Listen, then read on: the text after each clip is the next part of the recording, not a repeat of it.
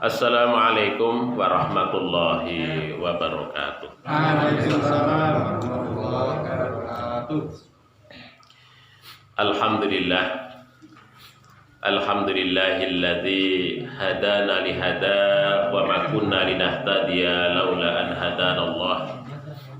Asyhadu an la ilaha illallah wahdahu la syarikalah wa asyhadu anna Muhammadan abduhu wa rasuluh. Allahumma sholli wa sallim wa barik ala Muhammad wa ala alihi wa ashabihi wa man tabi'ahum bi ihsani ila yaumil qiyamah, amma ba'd. Para bini sepuh, para kiai, para ustaz dan ustadzah, para hadirin dan hadirat ingkang sedaya dipun berkahi, dipun rahmati dening Allah Subhanahu wa taala. Alhamdulillah, segala puji dan syukur senantiasa kita panjatkan kehadirat Allah atas segala limpahan nikmat yang Allah karuniakan kepada kita bersama. Alhamdulillah, pada pagi hari ini kita masih diberikan nikmat kesehatan, nikmat iman dan Islam, sehingga kita bisa hadir di dalam majelis yang insya Allah diberkahi dan dimuliakan oleh Allah ini. Mari kita kita awali majelis kita, Bapak Ibu sekalian, dengan sama-sama baca basmalah. Bismillahirrahmanirrahim. Kita masih melanjutkan kajian yang kemarin. Ini tentang kisahipun Kanjeng Nabi Ibrahim alaihissalam, yaitu tentang pengadilan dan penghukuman kepada beliau karena dakwah yang beliau lakukan. Ini di dalam surat Al-Anbiya ayat 62-67. Tapi sebenarnya lebih panjang gitu ya, dimulai dari ayat 57 ya. 57 sampai 70 sekian yang bercerita tentang pengadilan Nabiullah Ibrahim alaihissalam. Nah, kita baca dahulu Bapak Ibu sekalian ayat ini. A'udzu billahi minasy syaithanir rajim.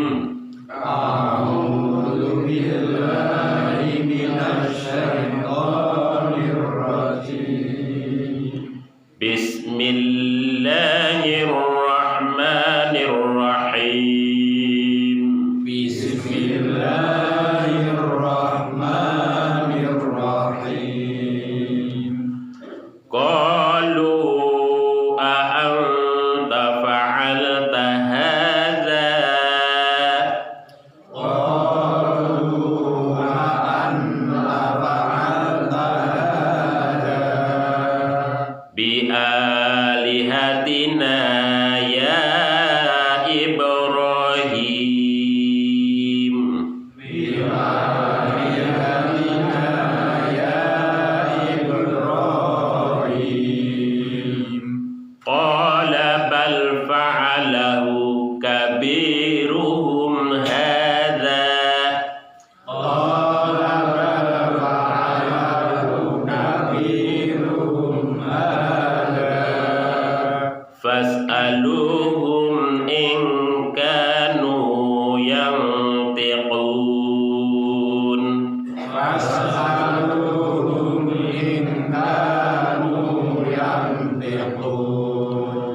Faraja'u ila anfusihim faqalu Faraja'u ila anfusihim faqalu innakum antumuz zalimun.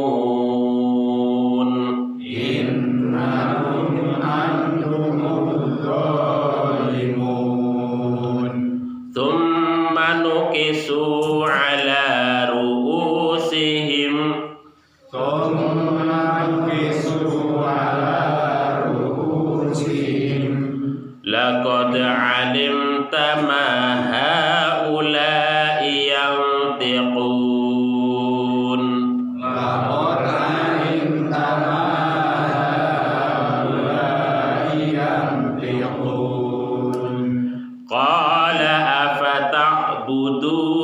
min dunillah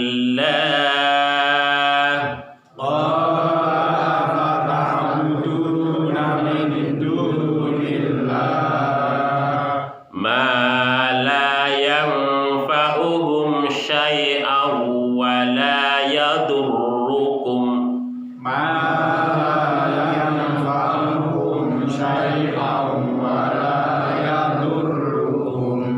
uffil lakum wa lima ta'buduna min dunillah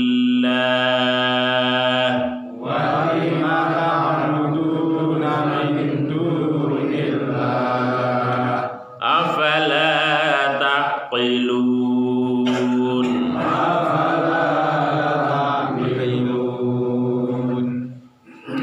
Nggih, Bapak Ibu yang dirahmati oleh Allah. Nah, ini dialog ya. Ketika Nabiullah Ibrahim itu diinterogasi oleh pejabat keamanan kerajaan Namrud pada saat itu. Nah, di sini qalu, ini para pejabat atau kepolisian lah kalau era sekarang gitu ya. Qalu, mereka bertanya, a'anta, apakah kamu, kata mereka bertanya kepada Nabiullah Ibrahim, fa'alta, telah melakukan ini, hadza, fa'alta, telah melakukan hadza ini, bi'alihatina, terhadap Tuhan-Tuhan kami, ya Ibrahim, wahai Ibrahim. Ini kisah pun adalah kalau kita merujuk di dalam surat Al-Anbiya ayat 57 dan seterusnya itu kan adalah ketika Nabiullah Ibrahim menika sudah dakwah ya, banyak dialog yang beliau lakukan dengan berbagai pihak, dengan pamannya, dengan masyarakatnya, ya banyaklah beliau melakukan itu. Tetapi kemudian nggak ada satupun orang yang ada di Babilonia menika menyambut dakwahipun Kanjeng Nabi Ibrahim. Jadi rodo angel, ya, rodo angel. Oleh sebab itu Kanjeng Nabi Ibrahim itu tidak kurang akal. Jadi kemudian melakukan satu tindakan ataupun perbuatan yang memang bahaya itu. Bahaya untuk dirinya karena nanti mengakibatkan keterancaman nyawa beliau ya. Karena apa? Karena beliau adalah melakukan tindakan perusakan terhadap berhala-berhala yang dimiliki oleh orang-orang Babilonia. Jadi Nabiullah Ibrahim melakukan tindakan perusakan, menghancurkan berhala-berhala yang disembah oleh orang-orang Babilonia selama ini, yang mereka agung-agungkan itu. Nah itu. Nah, Nabiullah Ibrahim menika menghancurkan berhala-berhala itu, kemudian meninggalkan berhala yang paling besar. Itu kan ceritanya pun ngoten niku di dalam ayat itu. Meninggalkan berhala yang paling besar itu, yang kemudian masyarakat Babilonia setelah melihat situasi dan keadaan, loh ini berhala kita semua kok hilang dan hancur. Itu hilang dan hancur. Siapa ini yang melakukan ini? Maka mereka menguping, mencari tahu. Terus demikian juga pejabat pemerintahan atau keamanan itu adalah mencari-cari. Oh, enggak ada yang lain, karena yang selama ini yang kontra dengan masalah berhala itu enggak ada selain daripada Ibrahim itu. Maka kemudian dicarilah Nabiullah Ibrahim alaihissalam, kemudian kemudian dipegang ataupun diinterogasi menika. diinterogasi. Nah, interogasinya ya ini Bapak Ibu sekalian, ya. Interogasinya ini. Jadi memang begini Bapak Ibu sekalian, kalau kita apa yang kita lihat dari kisah Nabiullah Ibrahim terkait dengan penghancuran berhala itu. Ini termasuk kalau dalam istilah ini ya, istilah sebagian ulama yang disebut dengan al-af'alul jabaliyah. Al-af'alul jabaliyah yaitu perbuatan yang berat bagi kita. Af'alul jabaliyah. Jadi memang ada para nabi itu ada tindakan para nabi menika dibedakan menjadi dua Bapak Ibu sekalian. Ada yang disebut dengan al-af'alul jabaliyah dan al-af'alut tasyri'iyah. Al-af'alul jabaliyah menika tindakan yang dilakukan oleh para nabi yang sulit untuk kita tiru dan kita lakukan. Karena resikonya sangat besar. Nah itu. Yang kemudian yang kedua yang disebut dengan al-af'alul tasyri'iyah. Al-af'alul tasyri'iyah menika adalah perilaku dan tindakan para nabi dan para rasul itu yang bisa kita tiru dan mesti kita tiru, ya, kita implementasikan dalam kehidupan sehari-hari. Nah, tindakanipun Kanjeng Nabi Ibrahim terkait dengan penghancuran berhala menika itu sesungguhnya al-af'alul jabaliyah. Tindakan yang memang itu bagi para nabi dan para rasul. Bagi kita yang sangat sulit, bagi kita sebagai para dai kok menghancurkan berhala itu sangat sulit. Begitu. Karena apa? Karena di dalam syariat menika, dalam kaitannya dengan dakwah menika, ada 3 hal yang dilakukan oleh kita, yang dituntut oleh kita di dalam Al-Quran menika. Apa itu? Yang pertama adalah menika bil hikmah, yaitu dakwah dengan cara hikmah, ya. Dengan hikmah menika dengan kebijaksanaan. Kemudian yang kedua ada bil mau'idotil hasanah, dengan nasihat yang baik. Bil hikmah itu macam-macam Bapak Ibu sekalian.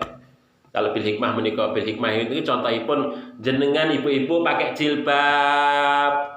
Itu sudah bil hikmah menika. Nyontohi enggak ngomong aja itu sudah dakwah. Kita berperilaku baik dalam kehidupan masyarakat itu bil hikmah. Itu kita nggak ngomong tapi tindakan kita itu sudah mencerminkan dakwah. Makanya Bapak Ibu sekalian, kita semua adalah pelaku dakwah. Walaupun kita itu nggak ngomong Bapak Ibu sekalian, kalau kita itu sudah berperilaku baik, menunjukkan kalau kita orang Islam menika berperilaku baik, itu disebut dengan hikmah. Orang lain itu akan melihat itu wong Islam yang ngono kae itu. Jadi dengan perilaku kita orang itu menjadi tertarik dengan keislaman, bisa mencontoh itu bil hikmah. Kemudian yang kedua adalah bil mau'idotil hasanah, yang kemudian yang kedua adalah dengan cara nasihat yang baik. Ya, memberikan kultum, memberikan ceramah. Ya, nasihat itu macam-macam. Kalau ada orang minta nasihat kepada kita, kita memberikan masukan, memberikan gagasan, memberikan ide, itu juga salah satu nasihat yang baik. Saran-saran itu nasihat yang baik. Jadi nasihat yang baik di sini tidak mesti ceramah ngeten iki Bapak Ibu sekalian. Ketika orang meminta nasihat kepada kita, kita kasih masukan dan sebagainya. Atau kita punya gagasan-gagasan terkait dengan pembangunan amal usaha, menika juga nasihat yang baik. Jadi sangat luas sekali. Ya, nasihat yang baik. Artinya demi kemajuan dakwah, demi kemajuan syariat. Kemudian yang ketiga adalah wajadilhum billati hiya ahsan. Berdialog, berdebat, tetapi dengan cara etis. Wajadilhum billati hiya ahsan. Nek dialog, nek debat, bukan debat kusir. asal, pokoknya, pokoknya susah nih. Harus dengan dalil, argumentasi.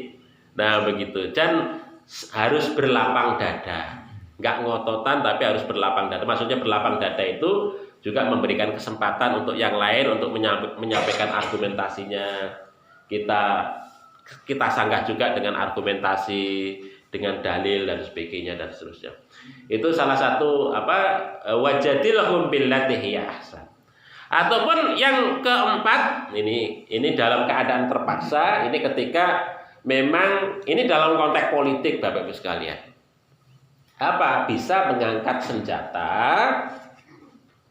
peperangan tapi dalam rangka untuk mempertahankan diri. Ini dalam konteks politik, ya, politik kenegaraan. Nah itu. Tapi kita nggak boleh mengangkat masyarakat sipil mboten angsal, tapi adalah karena atas komando negara. Kita mengangkat senjata menika atas komando negara. Kita bukan sendiri-sendiri. Pokoknya kita melawan pihak luar, maka atas komando negara. Ya, komando negara. Yaitu yang disebut dengan jihad fi sabilillah gitu. Jadi jihad fi sabilillah itu semuanya atas perintah Nabi. Tidak ada yang kemudian jihad menika yang tidak dilalui melalui perintah Kanjeng Nabi. Artinya Nabi sebagai seorang kepala negara mengomandani jihad menika. Sehingga kemudian kita masyarakat sipil itu tidak bisa berinisiatif jihad dengan mengangkat senjata masing-masing. Jenengan pergi, kurang ajar, menghina-hina orang Islam. Kita mengangkat senjata pergi sendiri nebas orang tersebut. Nah, enggak perlu bertenang sama niku. Kita bisa dituntut kisos. Apalagi kalau sesama orang muslim. Hukumannya hukuman kisos kalau inisiatif kita sendiri. Tapi kalau inisiatif negara, karena perang menika dikomandani oleh negara, negara yang meresmikan menika. Jadi kita harus terlibat dan ikut serta. Tetapi kalau kita sendiri dengan sesama muslim, itu bisa dituntut dengan hukum kisos. Ngoten niku. Nah itu dalam konteks dakwah ngoten niku. Jadi makanya kalau kita lihat dakwahipun Kanjeng Nabi antara periode Madinah dan Mekah. Kalau Madinah menika sifatnya dakwah menika individual, tapi ketika masuk Mekah maksudnya, Mekah itu dakwah menika individual, tetapi ketika masuk Madinah, ketika negara menika sudah terbentuk semuanya atas komandan Nabi Muhammad Shallallahu Alaihi Wasallam. Makanya pasukan yang dibawa oleh Kanjeng Nabi Muhammad, yang dibawahi oleh Kanjeng Nabi Muhammad itu kan ada dua. Ada yang disebut dengan ghazwah, ada yang disebut dengan syariah. Ghazwah menika peperangan yang dikomandani langsung oleh Kanjeng Nabi Muhammad.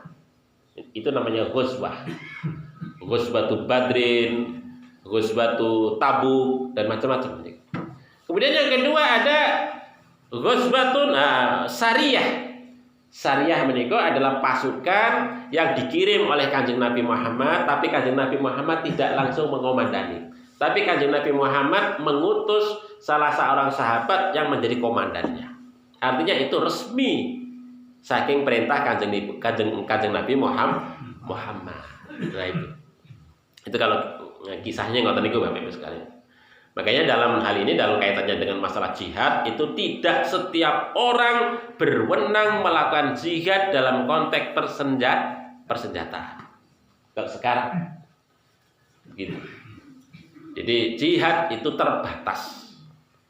Ya, kita jihadnya jihad dalam pengertian yang sangat luas, yaitu jihad dalam pengertian membangun amal usaha, jihad dalam pengertian dakwah yang secara luas menika, itu yang dimaksudkan dengan jihad secara luas, bukan jihad dalam pengertian peperangan menika. Nah itu kalau dalam hal khusus keterkaitan dengan persoalan yang khusus menika, itu kita boleh untuk berjihad tapi atas komando politik dan pemerintahan yang resmi ataupun yang sah memimpin kita. Itu Bapak Ibu sekalian. Dan dalam kaitannya dengan tadi al-af'alul jabaliyah, perbuatan-perbuatan para nabi dan para rasul yang di luar kemampuan manusia itu memang karena dia melakukan itu karena ada pembelaan langsung dari Allah Subhanahu wa ta'ala. Ada mukjizat yang akan diberikan oleh Allah Subhanahu wa ta'ala. Jadi para nabi dan para rasul menika enggak takut dengan kematian, Bapak Ibu sekalian. Karena dibela oleh Allah secara langsung. Tetapi kalau bagi kita, maka dalam kaitannya dengan dakwah harus mengikuti strategi. Enggak boleh pokoknya dakwah. Nah, menika. Maka disinilah maka dalam kaitannya dengan menghancurkan berhala menika itu masuk dalam kategori perbuatan-perbuatan yang disebut dengan al-af'alul jabaliyah, perbuatan yang di luar kemampuan kita sebagai manusia biasa. Nah, bahkan di dalam ayat Al-Qur'an menika kita sebagai orang Islam, ini saya sertakan, itu tidak boleh kok sekiranya wonten mriki wonten daerah Sambak, wonten daerah Madukoro, kok ada orang yang membangun pura, ngoten nggih. Pokoknya ada berhalanya ngoten niku. Jangan kemudian kita itu sebagai orang Islam kok menghancurkan mboten angsal, mboten paham. Mboten paham. Ya, karena apa ini ayatipun surat Al-An'am ayat 108. Wala tasubbul latina yad'una min dunillahi fayasubbullahu adwan bighairi ilmin kadzalika zayyana likulli ummatin amalahum tsumma ila rabbihim marji'uhum fayunabbi'uhum bima kanu ya'malun. Wala tasubbul ladzi, hei orang-orang yang beriman, janganlah kamu memaki, tasubbu sabun, memaki apa? Alladzina, yaitu sesembahan-sesembahan yad'una min dunillah, yang mereka sembah itu, yang disembah oleh orang-orang kafir. Kita nggak boleh memaki sesembahan orang-orang kafir, apalagi menghancurkan. Karena apa? Karena makian dan perilaku kita itu tadi yang kasar itu tadi, fayasubbullaha adwam bighairi ilm. Karena mengakibatkan orang-orang kafir menika, orang-orang yang berbeda keyakinan dengan kita itu mencaci Tuhan kita, yaitu Allah. Kalau kita merusak, kita mencaci maki Tuhan mereka, yang mengakibatkan orang-orang kafir itu marah kemudian mencaci Tuhan kita, yaitu Allah Subhanahu wa ta'ala, itulah yang tidak diperkenankan boten asa. Terus kisahipun Kanjeng Nabi Ibrahim alaihissalam, Bapak Ibu sekalian, terkait dengan penghancuran berhala menika, itu bukan kita tiru, tapi itu menjadi iktibar bagi kita. Begitu luar biasanya perjuangan para nabi dan para rasul menika memperjuangkan syariatipun Allah Subhanahu wa ta'ala yang sangat beresiko menika, yang kemudian mengakibatkan Kanjeng Nabi Ibrahim menika ditangkap menika tadi, dihadapkan ya di meja pengadilan, kemudian disaksikan oleh banyak masyarakat. Nah itu. Tapi bagi para nabi, terutama Kanjeng Nabi Ibrahim menika, pengadilan beliau menika itu justru menjadi media dakwah. Ngoten niku.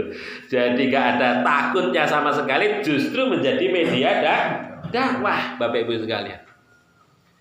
Jadi menika kalau kita baca menika itu terkait dengan pengadilan menika, kalau para pembesar itu bertanya, "A'anta, apakah engkau wahai Ibrahim fa'alta hadza, telah melakukan ini bi alihatina, terhadap Tuhan-Tuhan kami ini wahai Ibrahim?"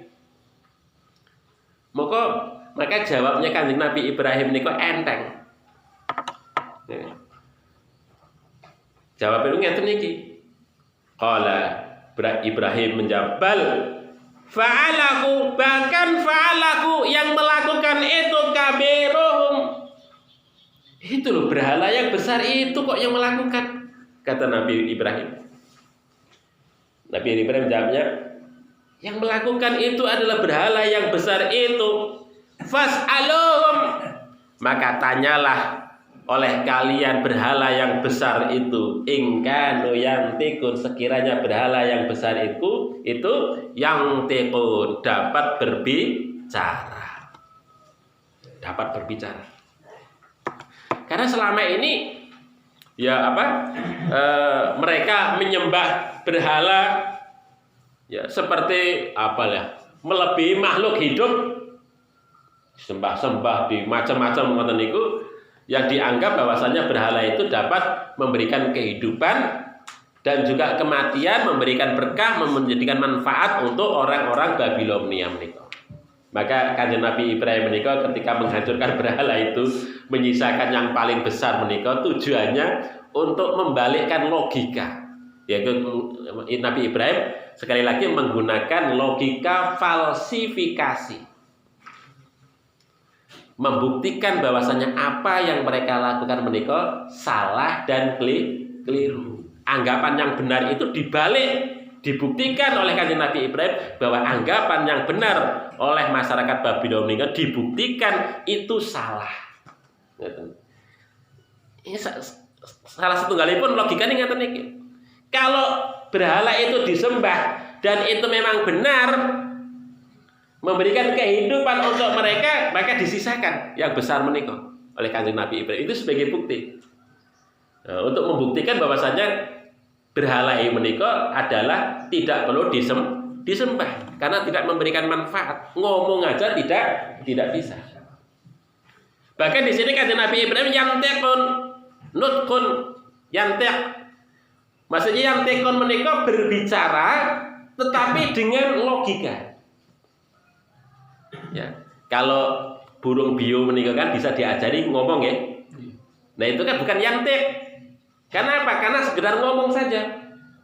Maka dia mungkin sebenarnya qala bisa ngomong atau takallama ngomong, tetapi bukan yantiq. Yantiqun menika ngomong tapi bisa menggunakan logika. Karena yantiqun menika adalah ciri khas manusia, ngomong tapi manusia itu dengan logika. Kalau hewan yang lain bisa diajari ngomong tapi enggak pakai logika, enggak ngerti dia. Cuma niru. Burung bio diajar assalamualaikum ya cuma assalamualaikum saja, enggak bisa yang lain. Ngoten. Apa maksudnya ya ora ngerti dia itu. Kalau kita tanya, burung bio ngapa kamu kok ngomong begitu? Ya cuma assalamualaikum. Assalamualaikum. Ya cuma bisanya begitu. Tapi kalau manusia bicara mereka yantiqun dengan otak kita. Makanya disebut yantiq. Maka ada yang disebut dengan ilmu mantik. Ya, ilmu mantik, ilmu logika. Jadi yang kita omongkan itu tidak sekedar omongan begitu, tapi lahir dari logika, melalui proses akal pikiran menika, kemudian muncul di dalam mulut kita ini, dari lisan kita itu. Ya, jadi yantiqun, ingkano yantiqun, jika sekiranya berhala-berhala itu yantiqun ngomong, bisa ngomong sebagaimana ngomongnya manusia. Maka kemudian mereka itu orang-orang kafir itu, orang penduduk Babilonia menika faraja'u ila anfusihim. Faraja'u itu murajaah itu.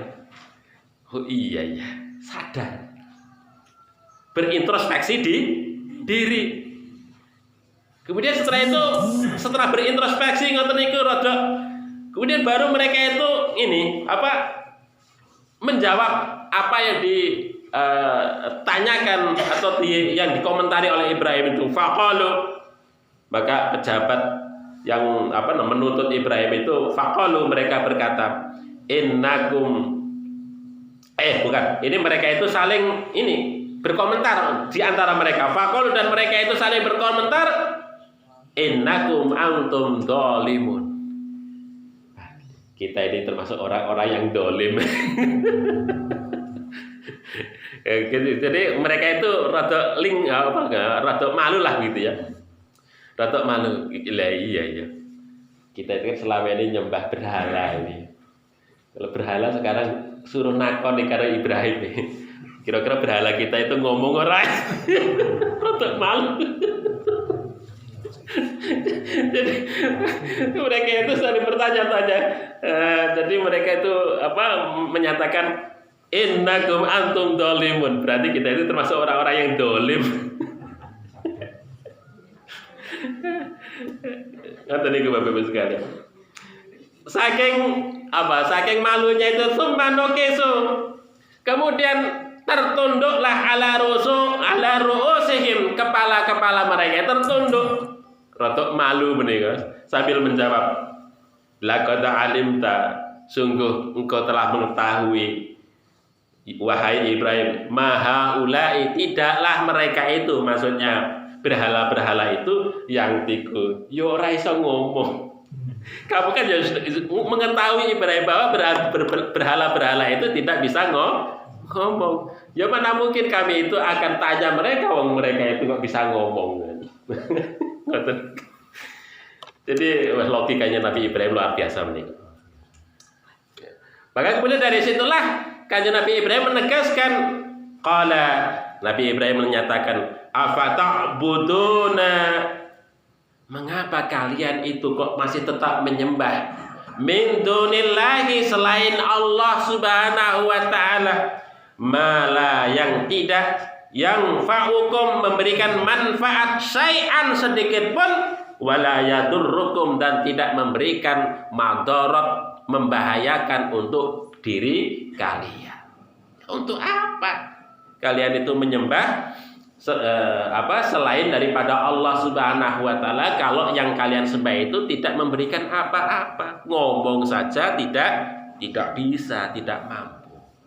Nah, begitu Bapak Ibu sekalian.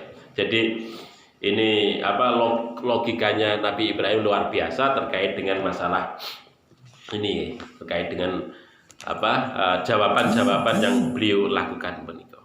Ya, pembelaannya yang begitu luar biasa terhadap tauhid, ya, agama tauhid begitu. Jadi ini memberikan kesadaran karena dihadiri banyak orang menikah, begitu ya.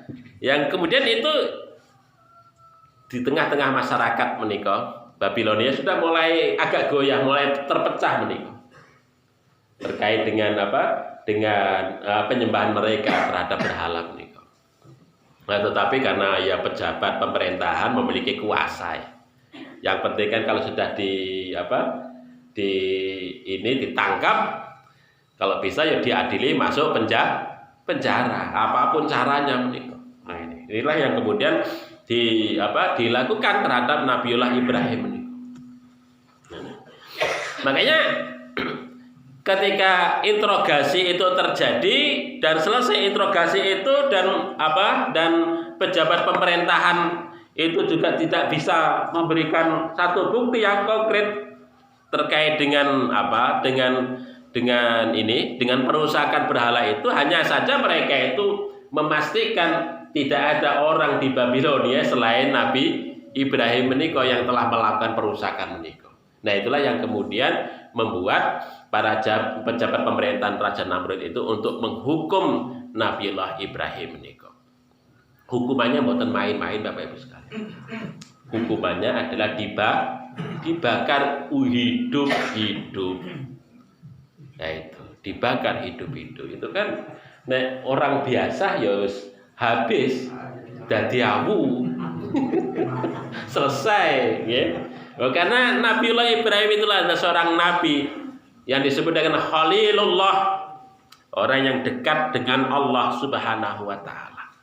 Makanya Nabiullah Ibrahim itu mendapatkan mukjizat yang begitu luar biasa. Ini ada beberapa kisah terkait dengan mukjizat yang diberikan oleh Allah Subhanahu wa taala kepada Nabiullah Ibrahim. Terus ketika diputuskan bahwasanya Nabiullah Ibrahim menikah mendapatkan hukuman mati, ya,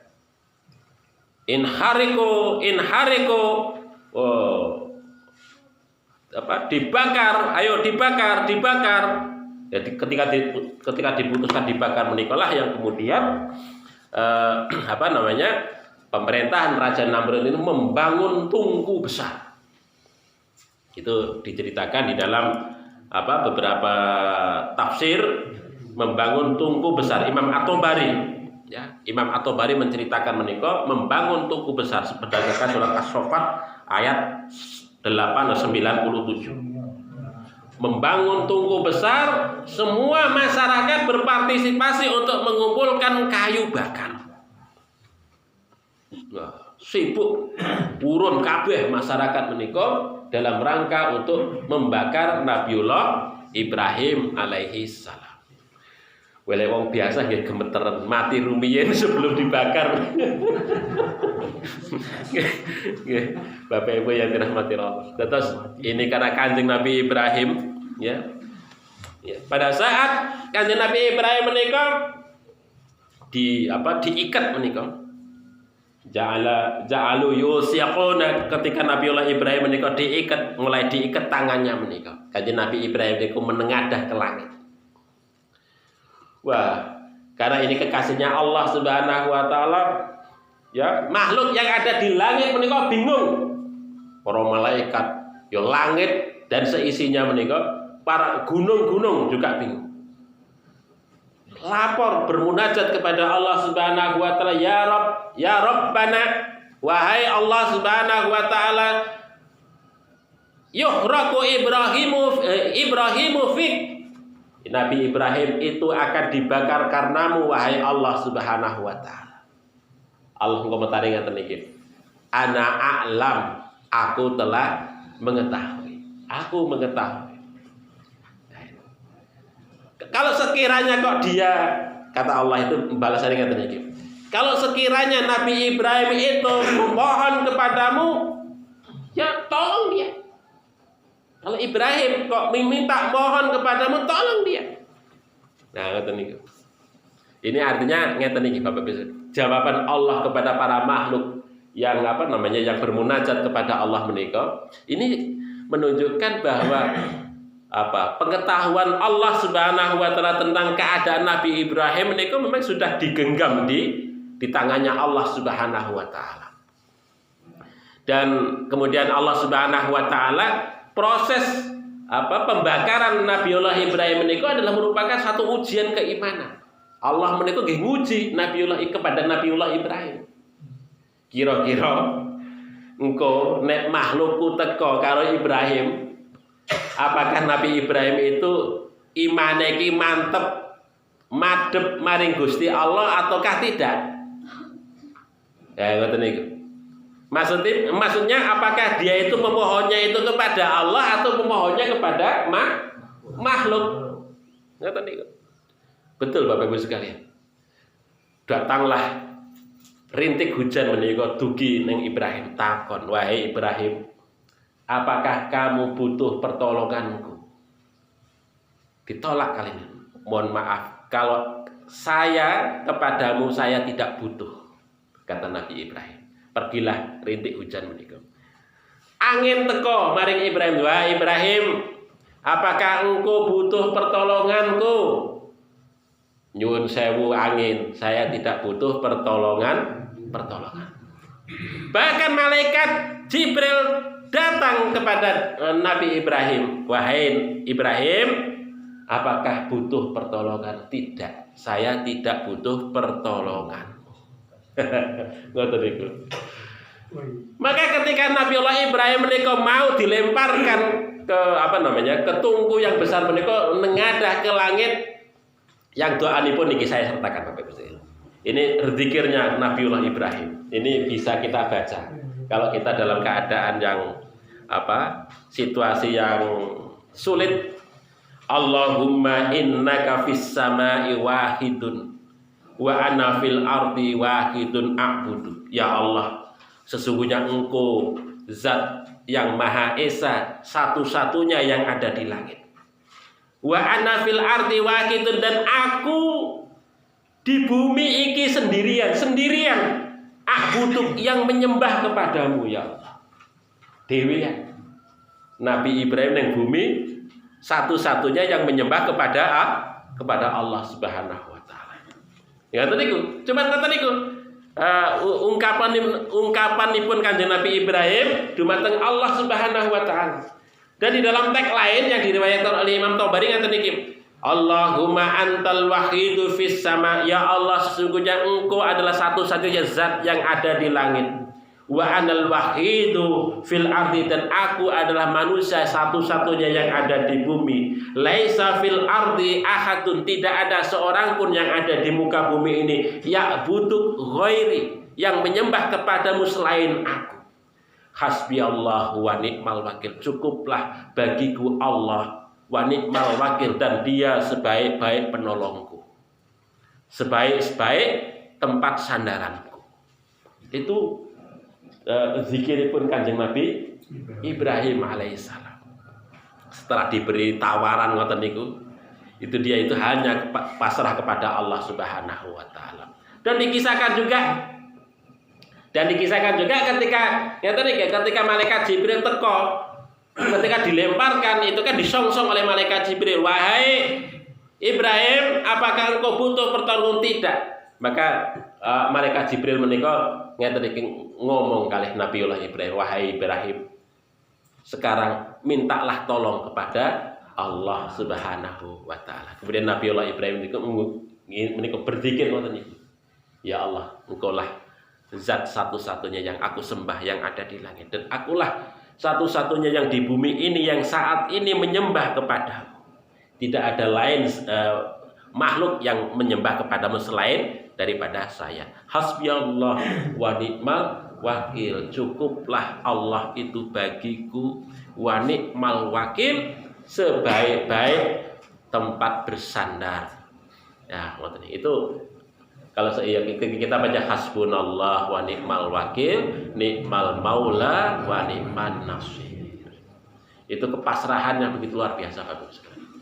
Jadi jenengan sakit, jenengan susah, niku waos niku hasbunallah wa ni'mal wakil, ni'mal maula wa ni'man nasir.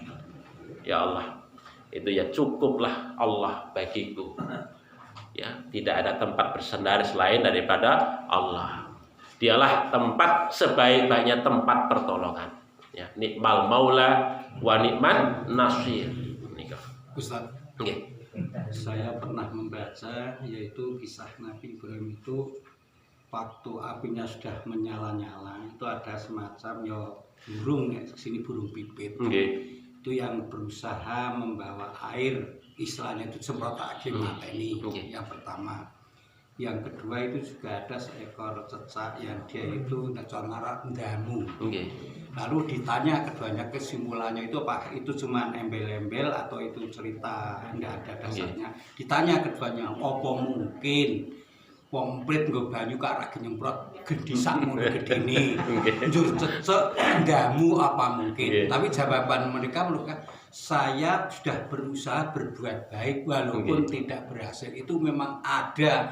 Istilahnya dasarnya apa itu cuman tambahan itu cerita. Ya, terkait dengan cicak saya membaca beberapa hadis. Ini ada hadisnya di dalam hadis Imam Ahmad yang diriwayatkan melalui jalur Sayyidah Aisyah. Itu wonten.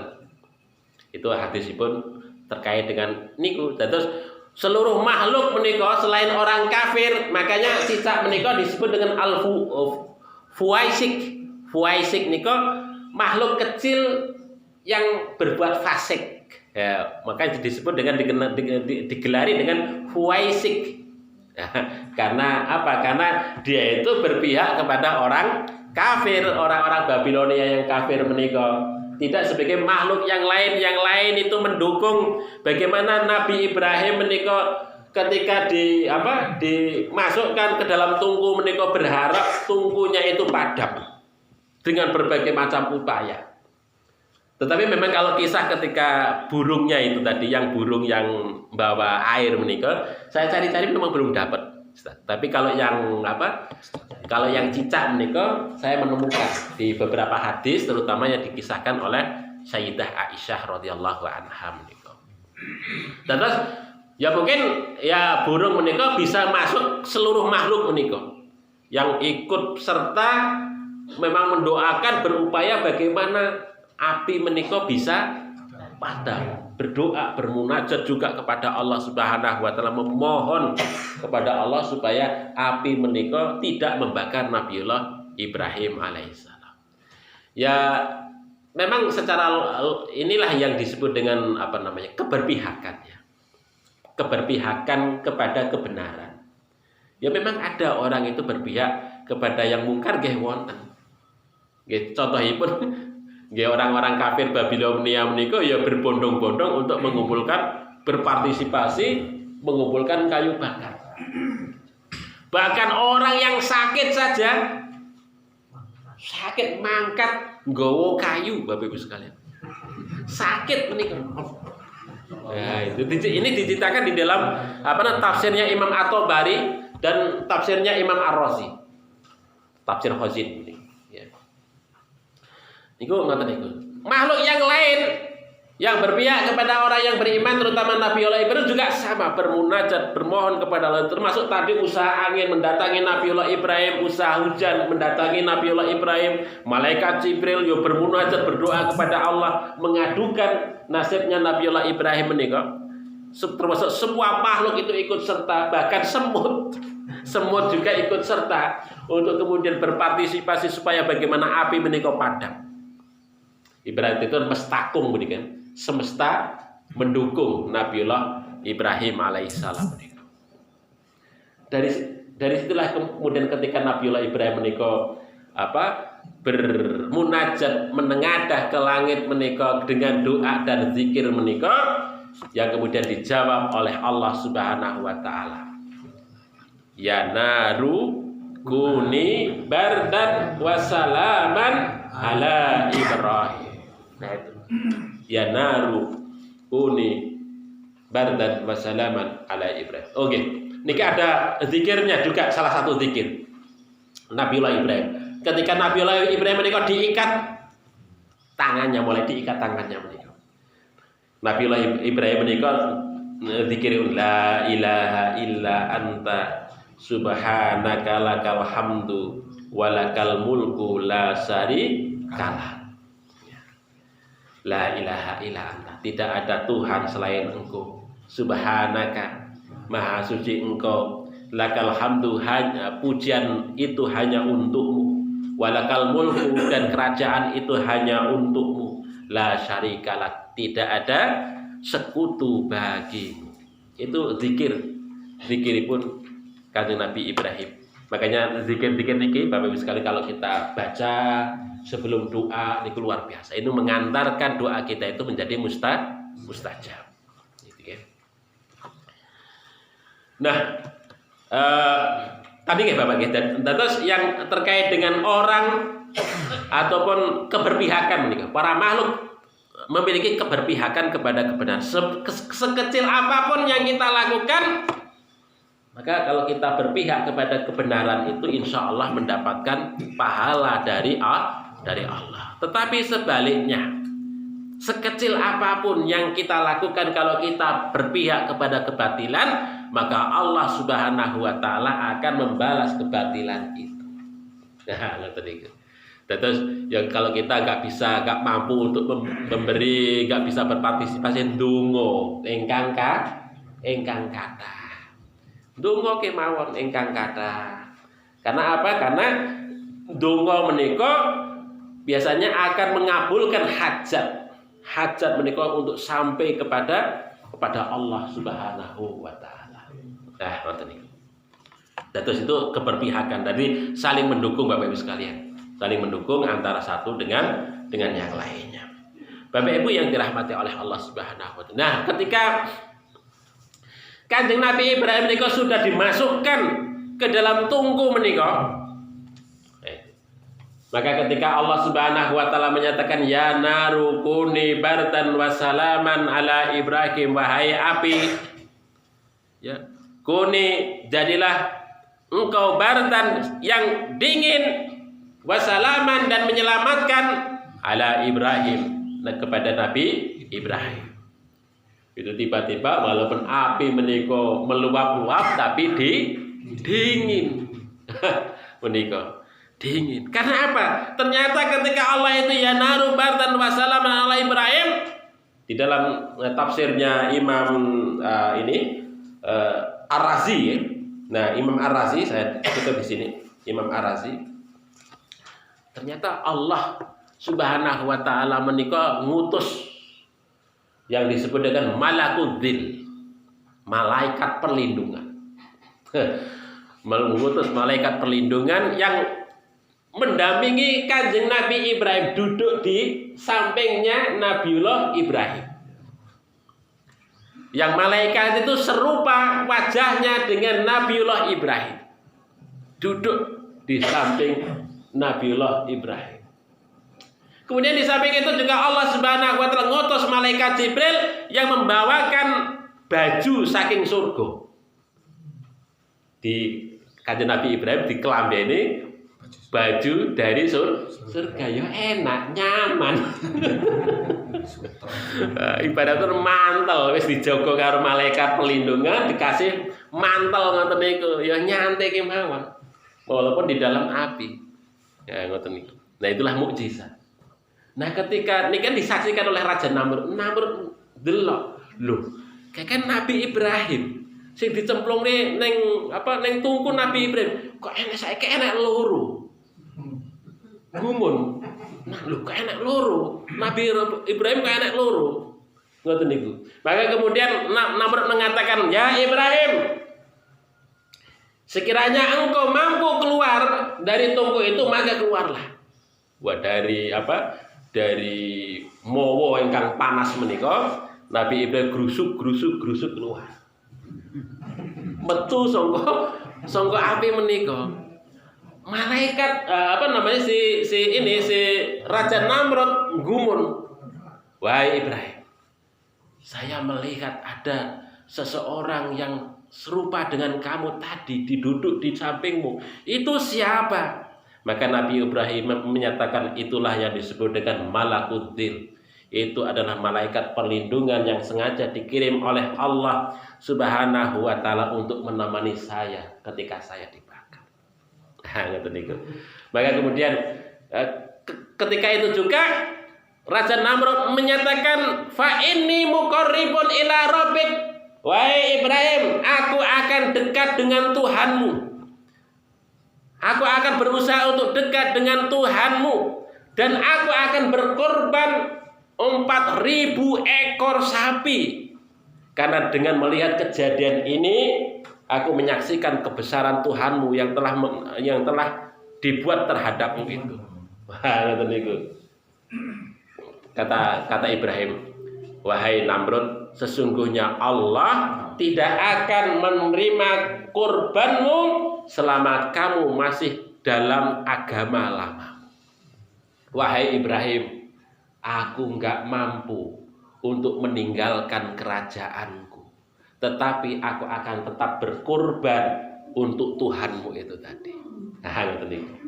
Nah, itu ceritanya pun. Jadi Raja Namrud sadar juga nih. Tapi masalahnya Raja Namrud boten saged meninggalkan kerajaannya. Lah, bubar kerajaannya mangke. Begitu. Karena memang ada menyatakan Namrud itu apakah kemudian beriman ataukah kemudian tetap kafir, ada yang menyatakan tetap kafir, tetapi berkorban ya.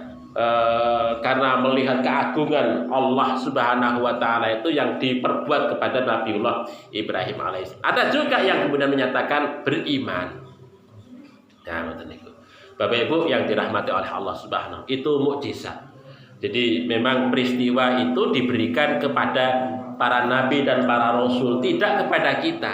Nek kita tiru-tiru nggih boten saged. Jangan coba-coba kemudian kita itu nanti menghancurkan berhala, ditangkap aparat keamanan, jangan berharap mendapatkan mukjizat. Niki khusus Kanjeng para nabi dan para rasul. Ini menjadi satu iktibar saja, kisah yang menjadi teladan bagi kita. Bagaimana perjuangan para nabi dan para rasul menika di dalam memperjuangkan agama tauhid pada saat itu. Bapak Ibu yang dirahmati oleh Allah Subhanahu wa taala, begitulah kisahipun Kanjeng Nabi Ibrahim. Dan marilah kita tutup majelis kita, Bapak Ibu sekalian. Ada kekeliruan, mohon maaf. kita tutup dengan sama-sama baca doa kifaratul majlis. Subhanakallahumma rabbana wa bihamdika asyhadu an la ilaha illa anta astaghfiruka wa atubu ilaik. Assalamualaikum warahmatullahi wabarakatuh.